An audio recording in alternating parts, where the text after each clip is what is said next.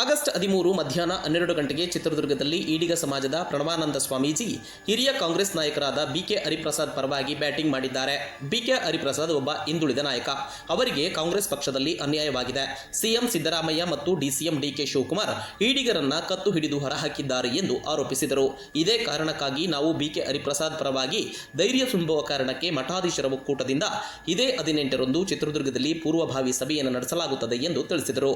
ಇನ್ನು ಇದೇ ವೇಳೆ ಮಾತನಾಡಿದ ಅವರು, ಮುಖ್ಯಮಂತ್ರಿ ಸಿದ್ದರಾಮಯ್ಯನವರು ಹಿಂದುಳಿದ ನಾಯಕರನ್ನ ಗುರುತಿಸಬೇಕಾಗಿದೆ. 50 ವರ್ಷದಿಂದ ಕಾಂಗ್ರೆಸ್ ಪಕ್ಷಕ್ಕೆ ಹರಿಪ್ರಸಾದ್ ದುಡಿದಿದ್ದಾರೆ. ಯಾವುದೇ ಪಕ್ಷದಿಂದ ಅವರು ವಲಸೆ ಬಂದಿಲ್ಲ ಎಂದು ಸಿದ್ದರಾಮಯ್ಯನವರಿಗೆ ಪರೋಕ್ಷವಾಗಿ ಶ್ರೀಗಳು ಟಾಂಗ್ ನೀಡಿದರು. ಇನ್ನು ಇದೇ ಸಂದರ್ಭದಲ್ಲಿ ಮಾತನಾಡಿದ ಶ್ರೀಗಳು, ಸಾಣೇಹಳ್ಳಿ ಮಠದ ಪಂಡಿತಾರಾಧ್ಯ ಸ್ವಾಮೀಜಿಗಳ ಹೇಳಿಕೆಗೆ ಪ್ರತಿಕ್ರಿಯೆಯನ್ನು ನೀಡಿ, ಸಾಣೇಹಳ್ಳಿ ಸ್ವಾಮೀಜಿಗಳು ರಾಜ್ಯದ ಪ್ರಮುಖ ಮಠಾಧೀಶರಲ್ಲಿ ಒಬ್ಬರು. ಯಾವುದೇ ಧರ್ಮವನ್ನ ಅವರು ನಿಂದಿಸಬಾರದು. ಕೂಡಲೇ ಅವರ ಹೇಳಿಕೆಯನ್ನು ವಾಪಸ್ ಪಡೆಯಬೇಕು ಎಂದು ಮನವಿ ಮಾಡಿದರು. ಹರಿಪ್ರಸಾದ್ ಅವರು ಒಬ್ಬ ವ್ಯಕ್ತಿ, ಅದನ್ನ ಜೊತೆ ಪ್ರಸಾದ ಬಯ್ಯ ಬರ್ತಾ ಇದ್ದಾರೆ, ಆ ಶಿವಮೂರ್ತಿ ನಾಯ್ಕರು ಬರ್ತಾ ಇದ್ದಾರೆ. ಅವರು ಹರಿಪ್ರಸಾದ್ ಅವರು ಕೂಡ ಒಬ್ಬ ಹಿಂದುಳಿದ ನಾಯಕ. ಹಾಗಾಗಿ ಚರ್ಚೆ ಹರಿಪ್ರಸಾದ್ ಅವ್ರಿಗೆ ಅನ್ಯಾಯ ಆಗಿದೆ ಅಂತಕ್ಕಂಥದ್ದು ನಿಮಗೂ ಗೊತ್ತಿದೆ, ನಮಗೂ ಗೊತ್ತಿದೆ. ಕಾಂಗ್ರೆಸ್ ಪಕ್ಷ ಅವರ ಸರಿಯಾದ ರೀತಿಯಲ್ಲಿ ನಡೆಸಿಕೊಂಡಿಲ್ಲ. ಅದಕ್ಕೋಸ್ಕರ ನಾವೆಲ್ಲರೂ ಕೂಡ ಸಮಾವೇಶವನ್ನ ಮಾಡಿದ್ದೀವಿ. ಅವರಿಗೆ ಧೈರ್ಯವನ್ನು ತುಂಬುವ ಕೆಲಸ ಕೂಡ ನಾವು ಮಾಡಿದ್ದೀವಿ. ಅದು ನಿಮ್ಮ ಮುಂದೆ ಇದೆ, ಫ್ರೀಡಮ್ ಆರ್ಮನ ಮೈದಾನದಲ್ಲಿ ಮಾಡಿದಾರಲ್ಲ. ಹಾಗಾಗಿ ಮಾನ್ಯ ಮುಖ್ಯಮಂತ್ರಿಗಳು ಇವತ್ತು ಹಿಂದುಳಿದ ನಾಯಕರಿಂದ ಗುರುತಿಸಿಕೊಂಡಾಗ ನಾಳೆ ಒಬ್ಬರೊಬ್ಬರ ಕಾಲಾದ ಮೇಲೆ ಇನ್ನೊಬ್ಬರು ಬರಬೇಕಲ್ಲ, ನಮಗೆ ಬೇಕಲ್ಲ ಈ ಸಮಾಜಗಳಿಗೆ ನಾಯಕರುಗಳನ್ನ ದೃಷ್ಟಿಯಲ್ಲಿ ನಾವು ಒಬ್ಬರೊಬ್ಬರನ್ನೇ ಸಹಾಯದಿಂದ ನಾವು ಮೇಲೆ ತರಬೇಕಾದ ಕೆಲಸ ನಾವು ಮಾಡ್ತಾ ಇದ್ದೀವಿ. ಅವ್ರಿಗೆ ಅನ್ಯಾಯ ಆಗಿರೋಂಥದ್ದನ್ನು ಯಾರು ಮಾಡೋದು, ಏನು ಅನ್ಯಾಯ ಮಾಡಿದ್ದಾರೆ? ಅದೇ ನಾನು ಹೇಳಿದ್ದೇನಲ್ಲ, 19 ವರ್ಷ ರಾಜ್ಯಸಭಾ ಮೆಂಬರು, 50 ವರ್ಷ ಕಾಂಗ್ರೆಸ್ ಪಕ್ಷ, 50 ಇಯರ್ಸ್ ಕಾಂಗ್ರೆಸ್ ಪಕ್ಷದಲ್ಲಿ ನಿಷ್ಠಾವಂತ ಕಾರ್ಯಕರ್ತರು.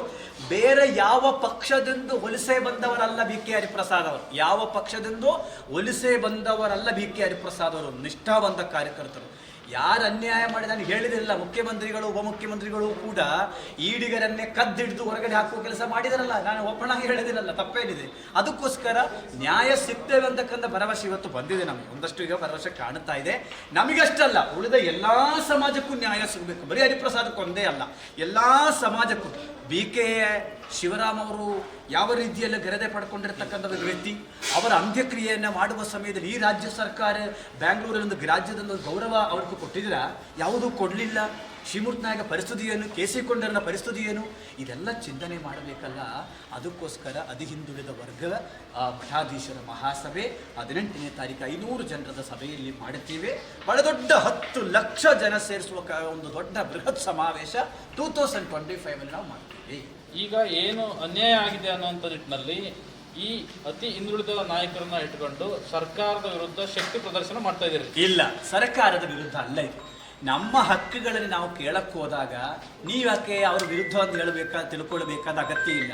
ಅವರೂ ಸಮಾವೇಶಗಳನ್ನ ಮಾಡುತ್ತಾ ಇದ್ದಾರೆ, ಅವರು ಕಾರ್ಯಕ್ರಮಗಳು ಮಾಡುತ್ತಾ ಇದ್ದಾರೆ. ನಮ್ಮ ಹಕ್ಕುಗಳು ನಾವು ಕೇಳುವಾಗ ಇನ್ನೊಬ್ಬರಿಗೆ ವಿರುದ್ಧ ಒಂದು ಯಾವ ವಿರುದ್ಧ ಇಲ್ಲ. ನಮ್ಮನ್ನ ಕಡೆಗಣಿಸುವಾಗ, ನಮ್ಮ ಹಕ್ಕುಗಳನ್ನೇ ಕಸ್ಕೊಳ್ಳುವಾಗ, ನಮ್ಮ ನಾಯಕರುಗಳನ್ನೇ ಮೂಲೆ ಗ್ರೂಪ್ ಮಾಡುವಾಗ ಅವರ ಬೆನ್ನೆಲುಬಾಯಿ ನಿಲ್ಲಬೇಕಾಗಿರೋದು ಆಯಾಯ ಸಮುದಾಯಗಳ ಜವಾಬ್ದಾರಿ ಇದೆ. ಅದು ಮಾಡ್ತೀವಿ. ಸಾಣೇಹಳ್ಳಿ ಶ್ರೀಗಳ ಹೇಳಿಕೆ ವಿಚಾರವಾಗಿ ಮಾತಾಡಿದ್ದಾರೆ ನೋಡಿ. ಪರಮಪೂಜ್ಯ ಸಾಣೇಹಳ್ಳಿ ಸ್ವಾಮೀಜಿಯವರು ಈ ರಾಜ್ಯದಲ್ಲಿ ಪ್ರಮುಖವಾಗಿರ್ತಾರೆ. ಅವರು ಈ ಸಮಾಜಕ್ಕೆ ಸಾಕಷ್ಟು ಕೊಡುಗೆ ಕೊಟ್ಟಿರ್ತಕ್ಕಂಥ ಸ್ವಾಮೀಜಿ. ಆದರೆ ಅಣ್ಣ ಬಸವಣ್ಣನವರ ವಚನದಲ್ಲಿ ಹೇಳಿದ ಹಾಗೆ ಉಳ್ಳವರು ಶಿವಾಲಯವನ್ನೇ ಕಟ್ಟುವರಯ್ಯ ಅಂತ ಹೇಳಿರ್ತಕ್ಕಂಥ ಯಾವುದೂ ಧರ್ಮವನ್ನೇನು ಮಾಡಬಾರದು, ನಿಂದಿಸಬಾರದು. ಅದು ಸಂವಿಧಾನವಾಗಿರ್ತಕ್ಕಂಥ ತಪ್ಪದು. ಹಾಗಾಗಿ ಸಾಣೇಹಳ್ಳಿ ಶ್ರೀಗಳಲ್ಲಿ ಮನವಿ ಮಾಡ್ತಾನೆ, ಆ ಹೇಳಿಕೆಯನ್ನೇ ವಾಪಸ್ ತೆಗೆದುಕೊಳ್ಳಬೇಕು. ಈ ರಾಜ್ಯ, ಈ ದೇಶ ಸಾಕಷ್ಟು ಭಾವನಾತ್ಮಕ ವಿಚಾರಗಳಲ್ಲಿ ಹೊಂದಿರತಕ್ಕಂಥ ದೇಶ, ಹೊಂದಿರತಕ್ಕಂಥ ಜೀವನವೂ ಕೂಡ ಇದೆ. ಅದಕ್ಕೆ ಎಲ್ಲಿಯೂ ಒಂದು ಕಡೆ ಧಕ್ಕೆ ಬರತಕ್ಕಂಥ ಕೆಲಸ ನಮ್ಮ ಸ್ವಾಮೀಜಿಗಳಿಂದ ಆಗಬಾರದಂತಕ್ಕಂಥ ನಿಟ್ಟಿನಲ್ಲಿ ನಾವಿದು ಪೂಜ್ಯ ಶ್ರೀಗಳಲ್ಲಿ ಮನವಿ ಮಾಡ್ತೇವೆ. ಅಲ್ಪಸಂಖ್ಯಾತವರಿಗೆ ಅಲ್ಲಿ ಬಹಳಷ್ಟು ತೊಂದರೆಗಳಾಗ್ತಾ ಇದೆ ಅಂತಕ್ಕಂಥ ಮಾಧ್ಯಮಗಳ ಮೂಲಕ ಗಮನಿಸಿದ್ದೀವಿ. ಈ ವಿಷಯದಲ್ಲಿ ನಾವು ಇಲ್ಲಿ ಹೋರಾಟ ಮಾಡೋದಕ್ಕಿಂತ ಕೇಂದ್ರ ಸರ್ಕಾರ ಬಹಳ ಗಟ್ಟಿ ಇದೆ. ಕೇಂದ್ರ ಸರ್ಕಾರ ವಿಶ್ವಸಂಸ್ಥೆ ಜೊತೆ ಸೇರಿಕೊಂಡು ಯಾರಿಗೂ ಅನ್ಯಾಯ ಆಗದೆ, ಯಾವ ಸಮುದಾಯಗಳಿಗೂ ಅನ್ಯಾಯ ಆಗಬಾರ್ದಂತ ನಮ್ದು ಗುರಿ. ಅಲ್ಲಿ ಯಾವುದೋ ಜಾತಿ ಅಂತದಕ್ಕಿಂತ ಅಲ್ಲಿಗ ಅಲ್ಪಸಂಖ್ಯಾತರು ಯಾರಿದ್ದಾರೆ, ಮತ್ತೆ ಬೇರೆ ಬೇರೆ ಪ್ಯಾಲೆಸ್ತೀನಲ್ಲಿಯೂ ಮತ್ತೆ ಮೊನ್ನೆ ಯಾವುದು ಪ್ಯಾಲೆಸ್ಟೈನ್ ಮತ್ತು ಇಸ್ರಾಯೇಲ್ ಸಮಸ್ಯೆಗಳು ಬಂತಲ್ಲ, ಆವಾಗ ಬಹಳಷ್ಟು ಜನ ಬೀದಿಯಲ್ಲಿ ಇಳಿದ್ರಪ್ಪ. ಈಗ ಯಾಕೆ ಇಲ್ಲಿ ಮಲದಾಯಿ ಧೋರಣೆ ಯಾಕೆ? ಯಾರಿಗೆ ಅನ್ಯಾಯ ಆಗಿದ್ರೂ ಕೂಡ ಪ್ರತಿಭಟನೆ ಮಾಡೋದು, ಸ್ಪಂದಿಸಬೇಕಾಗುವುದು ಪ್ರತಿಯೊಬ್ಬ ಭಾರತೀಯನ, ಒಬ್ಬ ಇಂಡಿಯನ ನಮ್ಮ ಜವಾಬ್ದಾರಿ ಇದೆ. ಹಾಗಾಗಿ ಕೇಂದ್ರ ಸರ್ಕಾರ ವಿಶ್ವಸಂಸ್ಥೆಯ ಜೊತೆ ಸೇರಿಕೊಂಡು ಅಲ್ಲಿ ಶಾಂತಿಯನ್ನು ಕಾಪಾಡಬೇಕು ಅಂತಕ್ಕಂಥದ್ದು ನಾವು ಮನವಿ ಮಾಡ್ತೀವಿ.